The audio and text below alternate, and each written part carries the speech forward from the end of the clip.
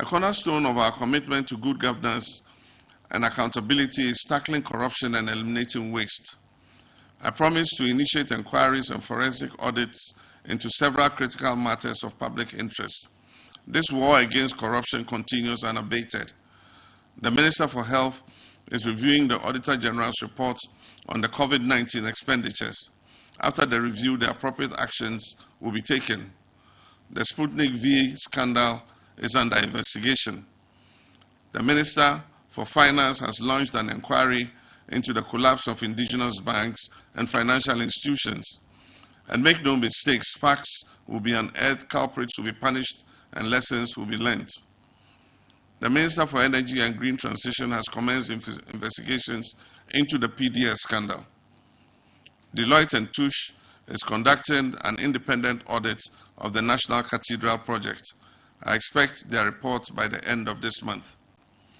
A number of officials have been invited and questioned concerning the 13th African Games.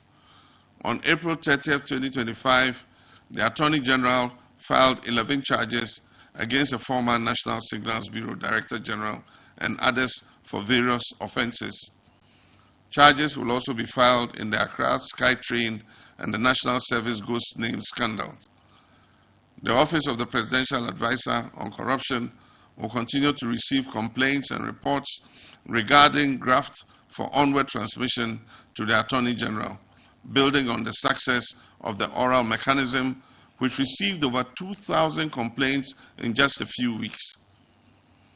As promised, my commitment to fighting corruption is not limited to recovering loot from past appointees. We will also ensure that our own appointees serve Ghanaians responsibly and are held to the highest standards of accountability. To reinforce public trust and ensure equitable access to state resources, I pledge to implement a government policy prohibiting political appointees from purchasing state assets. Reports of former officials acquiring public properties after regime changes have eroded public trust, particularly the alarming surge under the previous administration. In response, our policy prohibits all political appointees, their assigns, and closely associated persons from purchasing state assets. Section 5B of the Code of Conduct provides a clear sanction, immediate termination of appointment if an appointee is found to be in the process or has purchased any state asset directly or indirectly. Allocating seed money for the Women's Development Bank.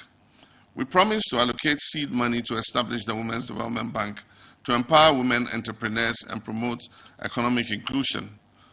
Accordingly, 51,300,000 Ghana cedis was allocated in the 2025 budget for this purpose. We're finalizing the working structures of the Women's Development Bank, and details will be made public soon. Priority job creation programs.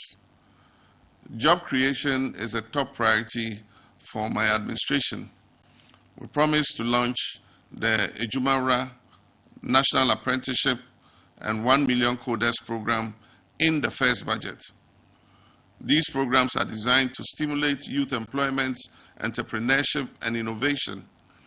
The Ejumara program has been launched to train and support 10,000 youth-owned businesses annually, and budgetary allocation has been made for that. 2,000 viable businesses will receive funding based on scalability and the potential to create jobs. This program targets Ghanaian-owned youth-led businesses across all educational backgrounds, with specific directives to allow access for women and persons with disability, unemployed, and out-of-school youth, and our vulnerable populations.